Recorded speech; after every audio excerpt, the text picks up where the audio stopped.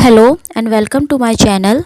आज का हमारा टॉपिक रहेगा यूजिन ओनिल के द्वारा लिखा गया एक बहुत ही बेहतरीन play the hairy ape. The hairy ape Eugene O'Neill के द्वारा लिखा गया था। यूजिन ओनिल जो थे वो एक अमेरिकन प्ले राइट थे। ये प्ले उनका एक एक्सप्रेशनिस्ट प्ले है। अर्ली 1920s में ये लिखा गया था और 1922 में ये पब्लिश हुआ था। और जो इसके पब्लिशर थे वो थे लाइब्रेरी ऑफ अमेरिका।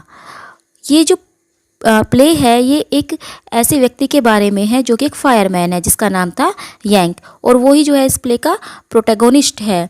वो एक ऐसे वर्ल्ड में रहता है जिसे कि रिच ने कंट्रोल किया हुआ है, जो इंडस्ट्रियलिस्ट लोग हैं, जो एक तरह से पूंजीवादी लोग हैं, धनी लोग हैं, उन्होंने जो है इस वर्ल्ड को कंट्रोल किया हुआ है।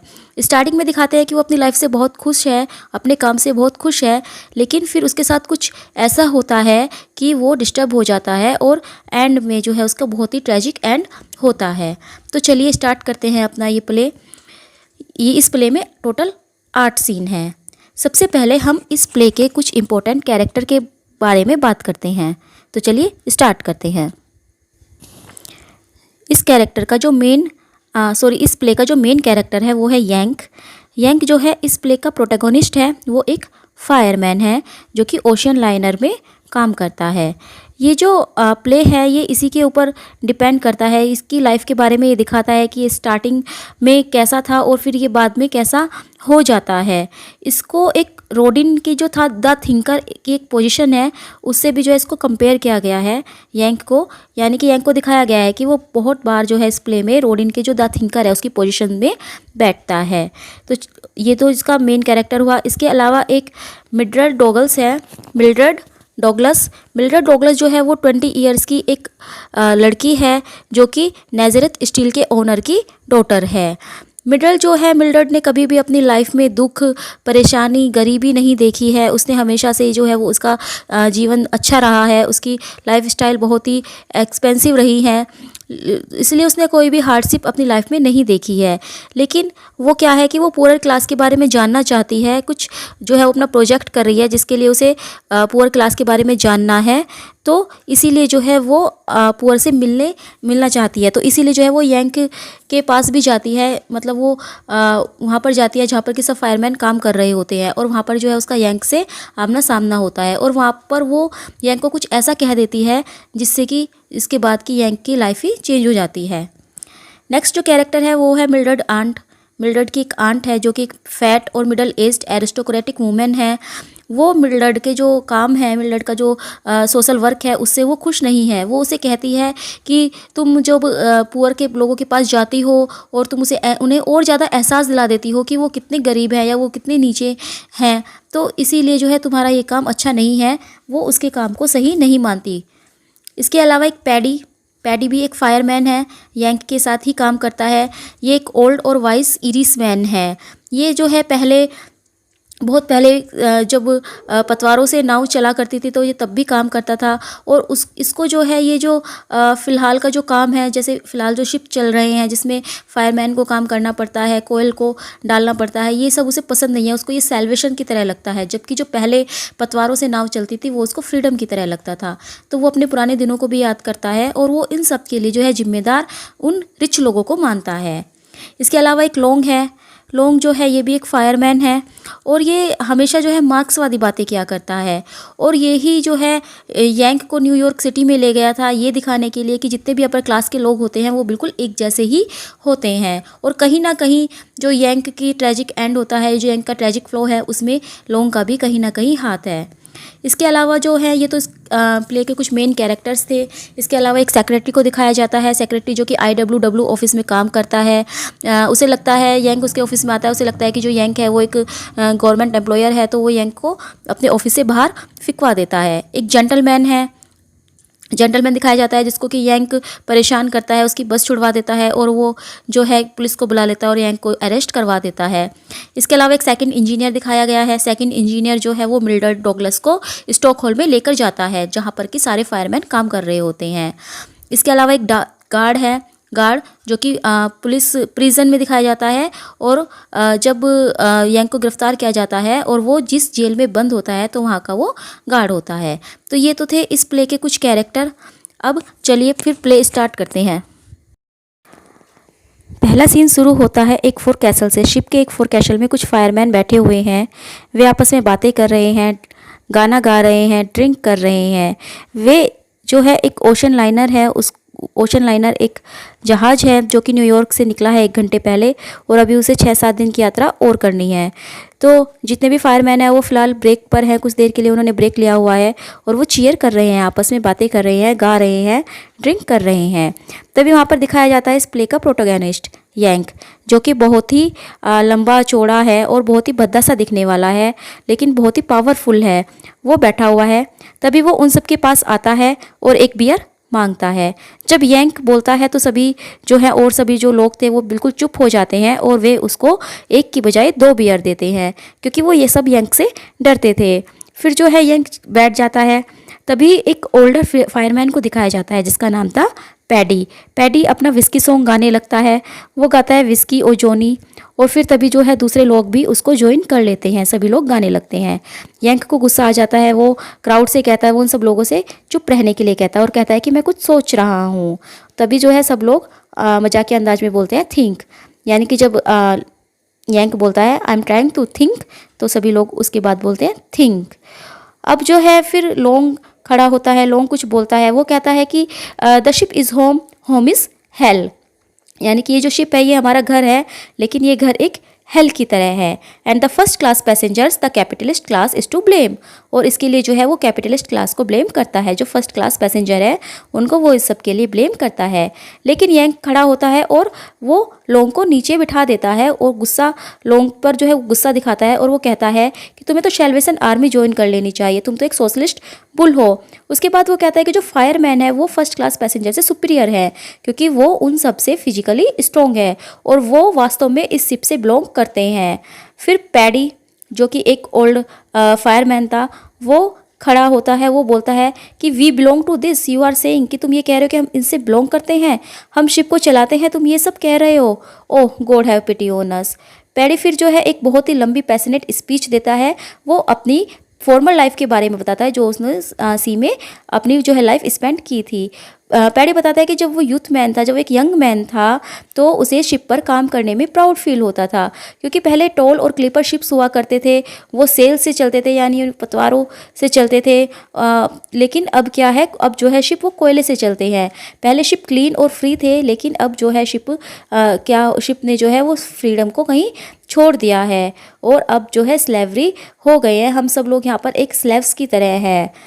वो ये भी कहता है कि जो लोग शिप में कोयल को शॉवल कर रहे हैं, कोयल शॉवलिंग कर रहे हैं, वो तो बिल्कुल ऐसे हो गए हैं जैसे कि वो किसी केस में बंद हो, स्टील के किसी पिंजरे में बंद हो।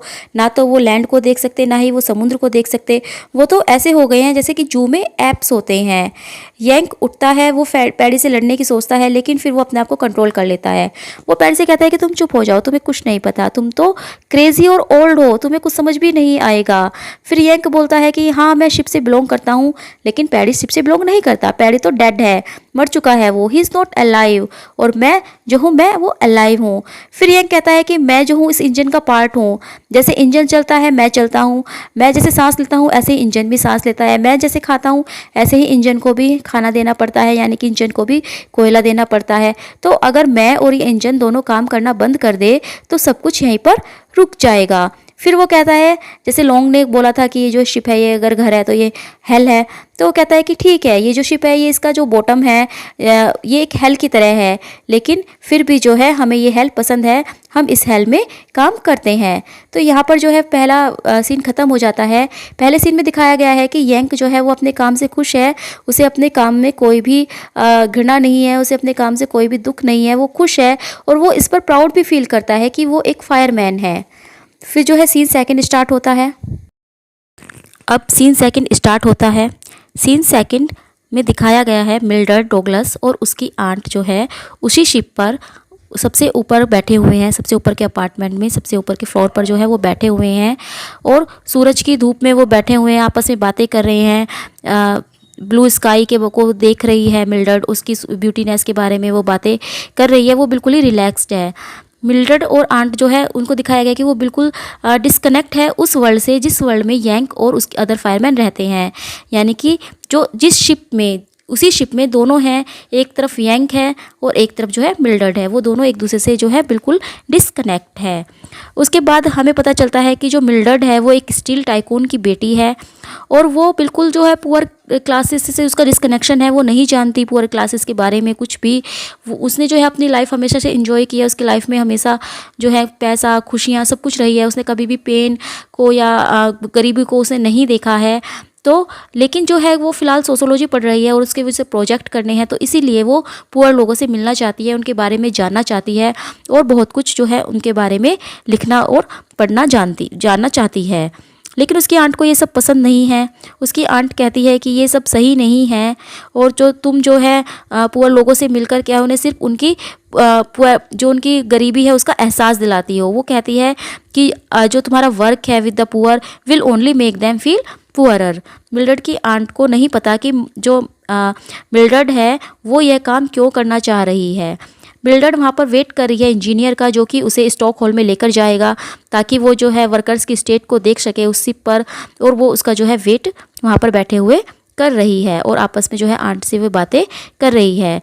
जब आंट उसकी आंट उसे मना करती है कि तुम ये सब मत करो, ये सब तुम्हारे लिए नहीं है, तो मिल्ड्रेड कहती है कि ऐसा नहीं है और मैं सिर्फ यही नहीं हूँ कि मैं उन लोगों से की हेल्प करना चाहती हूँ, लेकिन मैं अपनी लाइफ में कोई पर्पस भी ढूंढ रही हूँ। मिल्ड्रेड कहती है कि मैं तो अपनी फैमिली में एक वेस्ट प्रोडक्ट की तरह हूँ, क्योंकि मेरे पास कुछ करने के लिए है ही नहीं, सब कुछ मुझे मिला हुआ है। वो अपने आप को एक लियोपार्ड से भी कंपेयर करती है, जैसे एक लियोपार्ड जो कि अपने ऊपर जो स्पॉट्स होते हैं उससे उसकी अपने कंप्लेन करती रहती है, तो इसी तरह जो है मिल्ड्रेड भी कंप्लेन करती है। मिल्ड्रेड को ऐसा लगता है कि वो तो अपनी एक आइडेंटिटी में ट्रैप्ड हो गई है और वो उसको हटा भी नहीं सकती। जिस तरह लियोपार्ड अपने स्पोर्ट्स को नहीं हटा सकती, उसको स्क्रैच ऑफ नहीं कर सकती, इसी तरह मिल्ड्रेड भी जो है एक आइडेंटिटी में ट्रैप हो गई है। तभी वहाँ पर इंजीनियर आता है, मिल्ड्रेड को वो इंटरप्ट करता है बीच में और कहता है कि चलो मैं तुम्हें स्टॉकहोल्म लेकर चलता हूँ। लेकिन मिल्ड्रेड से वो ये भी कहता है कि आप अपनी जो है वाइट ड्रेस चेंज कर लीजिए नीचे जाने से पहले। लेकिन मिल्ड्रेड कहती है कि इसकी कोई ज़रूरत नहीं है, क्योंकि मैं वैसे भी इस ड्रेस को बाद में समुद्र में फेंकने वाली हूँ जब मैं वहाँ से वापस लौट आऊँगी। और इस तरह जो है मिल्ड्रेड उस इंजीनियर के साथ नीचे लोअर डेक्स में जाने लगती है, जहाँ पर कि यंग और अदर फायरमैन काम कर रहे हैं। जाते हुए जो उसकी आंट हंसते हुए उसे पोजर बोलती है और मिल्ड्रेड अपनी आंट को बोलती है ओल्ड हैक। यहाँ पर जो है सीन सेकंड ख़त्म हो जाता है। अब चलते हैं सीन थर्ड की ओर। सीन थर्ड में दिखाया जाता है स्टॉकहोल्म में यंग और उसके जो फायरमैन हैं, जो उसके दूसरे साथी है, सभी काम कर रहे हैं। वो शिल्फ के फर्नेस में शॉवलिंग कर रहे हैं और जो वे लोग हैं वो एक बिल्कुल ही रिथमिक मोशन में जो है शॉवल कर रहे हैं। वहाँ पर एक जो चीफ इंजीनियर है वो सीटी बजा रहा है और सभी जो है वर्कर वो काम करते हैं, पूरे जोश के साथ जो है वो काम कर रहे हैं। फिर एक शॉर्ट इंटरवल होता है, तब पैडी बोलता है कि मेरा कमर में दर्द हो रहा है, लेकिन यंग उसे बोलता है कि तुम अब बूढ़े हो गए हो। फिर सीटी बजती है और सभी लोग फिर से काम करने लगते हैं। उसके बाद फिर थोड़ा सा ब्रेक होता है। पैडी फिर कंप्लेन करता है कि ये बहुत डिफ़िकल्ट वर्क है और ये मैं नहीं कर पा रहा हूँ, लेकिन यंग जो है उसे फिर भी डांट कर चुप करा देता है। उसके बाद फिर वो काम करने लगते हैं।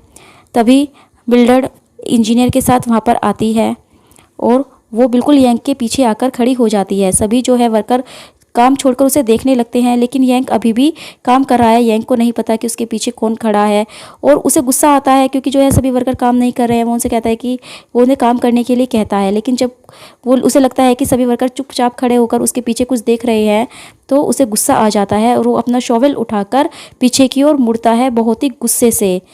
मिल्ड्रेड उसे देखकर डर जाती है। मिल्ड्रेड जो है उसका गोरिल्ला फेस और उसकी छोटी आंखें देखकर बहुत ही डर जाती है और वो बेहोश हो जाती है। और बेहोश होने से पहले वो कहती है कि take me away oh the filthy beast, यानी कि वो यंग को एक बीस्ट बुलाती है और इतना कहकर वो बेहोश हो जाती है और इंजीनियर जो है उसे लेकर स्टॉकहोल्म से बाहर चले जाते हैं। जब वो चले जाती है तो यंग को लगता है कि उसकी इंसल्ट हुई है बिल्कुल ही एक अननाउन फैशन में, और उसे गुस्सा आ जाता है और वो अपने शॉवेल को वहीं दरवाजे पर फेंक देता है जहाँ से अभी अभी मिल्ड्रेड गई थी। और यहीं पर जो है सीन थर्ड ख़त्म हो जाता है।